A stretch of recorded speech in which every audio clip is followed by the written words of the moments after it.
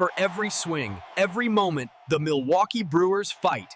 It's not just about hitting the ball, it's about leaving a legacy.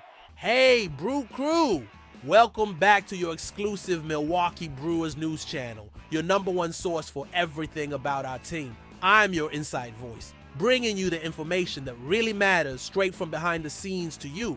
Before we dive into today's big news, and believe me, it's huge, I need you to do one thing for me, for our community. If you love the Brewers as much as I do and want the fastest, most in-depth analysis, hit that subscribe button below right now. Turn on notifications because things are heating up and you won't want to miss a thing. Trust me. All right, let's get straight to it. Monday night, we're facing the Seattle Mariners, riding high off a sensational sweep of the Dodgers. The atmosphere at American Family Field is electric. And on the mound, we have our guy, our ace, Brandon Big Woo Woodruff. And he was, to use a technical term, absolutely surreal. 6 complete innings, only 2 hits allowed, 5 strikeouts. He was carving up the strike zone like a surgeon, making the Seattle hitters look like amateurs. The 6-0 final score was built on the back of his dominance. And then it happened. After just 62 pitches, Pat Murphy walks out of the dugout and pulls him from the game. 62.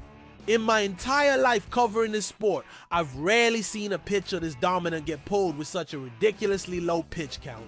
On social media, in the bars, in the texts I received, panic set in. What happened? Is he hurt again? The shoulder? The collective mind of the Brew Crew relived the nightmare of the shoulder injury that cost him the entire 2024 season and delayed his 2025 return. All of our hearts stopped for a second, but this is why you come to this channel.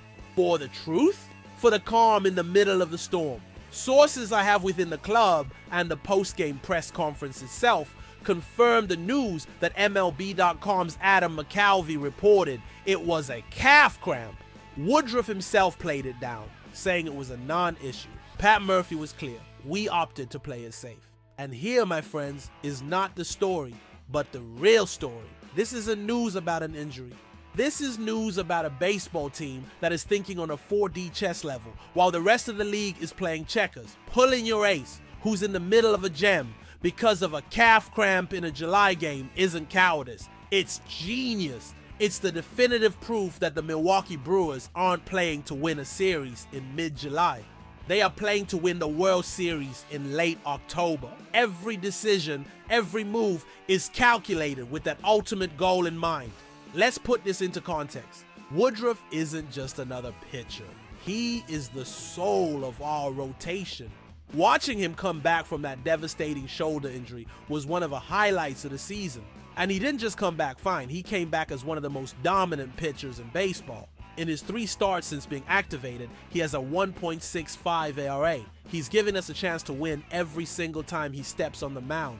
To lose that, even for a short time, would be a crushing blow to our aspirations. So when he feels the slightest discomfort, the slightest cramp, the organization makes the only smart play. Get him out of there. They are protecting their most valuable asset. They've seen what's happened to other teams who push their aces through minor injuries only to see them turn into long-term problems that derail a season. The Brewers under Matt Arnold and Pat Murphy refuse to make that mistake. They are telling us and telling the rest of the league that they understand what it takes to win it all. It takes health. It takes long-term vision. Was it stressful watching Woodruff leave the game? Absolutely. But the feeling that followed was relief. And honestly, pride. Pride in rooting for a franchise that is this incredibly smart and focused. They are managing Woodruff's workload post-shoulder surgery flawlessly. And this decision was just another example of that. The goal isn't for Woodruff to throw 200 regular season innings.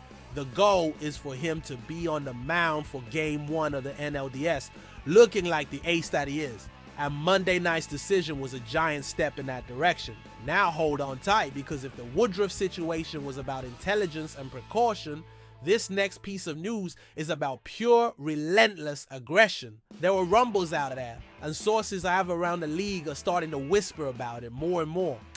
Brewer fanatics Jake McKibben touched on it, and I'm here to tell you there's more smoke here than people realize.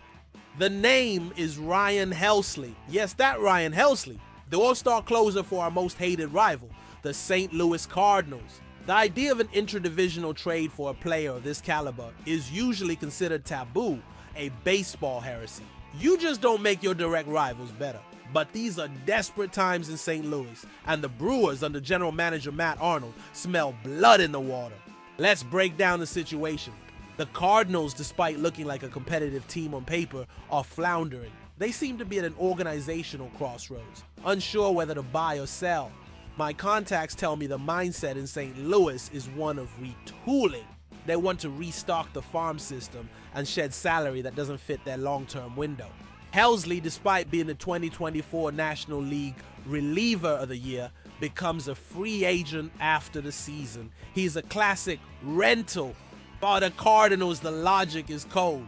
Trade him now for the biggest possible prospect return or lose him for nothing in the winter. The risk of keeping him is that if they miss the playoffs, they will have wasted one of their most valuable assets. They are in a position of weakness, and that's where a predator like Matt Arnold swoops in. Now let's talk about what Helsley's arrival would mean for Milwaukee. Just think about it. Picture the end of games. 7th inning, you bring in Jared Koenig, who's been solid. 8th inning, you unleash Abner Uribe with his 102 MP8 fastball. And to slam the door in the 9th, you hand the ball to Ryan Helsley, a man with one of the most electric arsenals in the game. Or maybe you mix and match using Trevor McGill, who's been one of the best relievers in baseball, in any of those high leverage roles. The combination of Mago, Uribe, and Helsley at the back of the bullpen wouldn't just be good, it would be historic. It would be, as McKibben wrote, truly devastating. It would be the kind of bullpen that shortens the game to 6 innings. The kind of bullpen that wins championships. It would be a psychological weapon against any opponent in the playoffs. No one would want to face that 3-headed monster at the end of a game. Of course, there are caveats. As the article points out, Helsley's walk rates are up this year, and he's been prone to some hard contact. But make no mistake, when he's on, he's virtually unhittable. The market for him will be competitive. The Yankees, the Orioles, the Dodgers, they'll all be in need of bullpen help. But the Brewers have an advantage, one of the best farm systems in baseball. And here's the question Matt Arnold is pondering right now. What's the price? The Cardinals, to justify a trade with a division rival, would demand an exorbitant return. They won't just want good prospects, they'll want the crown jewels. We're talking about a package that would likely have to start with one of our top 5 prospects. It hurts to think about giving up a potential future all-star. But the question the front office is asking is, would you rather have a potential all-star in 2028 or a World Series banner flying over American Family Field in 2025? For a team that is this close, for a team that is the hottest in baseball and has its ace back and healthy, the time to be aggressive is now. This trade, as unlikely as it sounds on the surface, makes all the strategic sense in the world for a Milwaukee Brewers team that is all in on winning it all. So let's put the puzzle pieces together. On one hand, you have the front office exercising the utmost caution with Brandon Woodruff, the pillar of your rotation. They are protecting their ace at all costs, understanding that his health in October is worth more than any single win in July. On the other hand, you have that same front office aggressively exploring the possibility of prying one of the game's best closers away from their most bitter rivals. Caution and aggression, yin or yang. This Brew Crew is not a contradiction. This is the master plan of a championship team in motion. It's a delicate balance that only elite organizations can pull off, and our Brewers are executing it to perfection. The decision to pull Woodruff at 62 pitches sends an internal message. We trust our offense, we trust our bullpen, and most importantly, we are focused on the ultimate prize. This builds confidence in the clubhouse. The players see that the organization has a plan and is putting them in the best position to succeed long term. At the same time, the mere whisper of Ryan Helsley's name in the corridors of American Family Field sends an external message to the rest of the National League. We are not satisfied. We are not content with just being the hottest team in baseball. We are coming to dominate. Nor imagine the psychological impact on teams like the Dodgers or Phillies, knowing that the team to beat in the NL is on the verge of adding an elite weapon to their already formidable bullpen.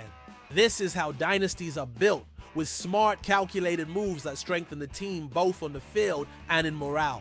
The 2025 Milwaukee Brewers are no fluke. This success has been built on years of savvy drafting, player development, and astute trades. We've seen young guys like Garrett Mitchell, Sal Frelick, and Joey Wiemer develop into solid contributors. We've seen William Contreras blossom into the best catcher in baseball. We've seen Willy Adames continue to be the heart and soul of this team. And now, with the return of Woodruff and the potential addition of an elite piece like Helsley, the Brewers are signaling that their championship window isn't just open. They're smashing the glass to climb through it. They have exceeded all expectations, and now they are no longer the lovable underdogs. They are the front runners, and they are acting like it.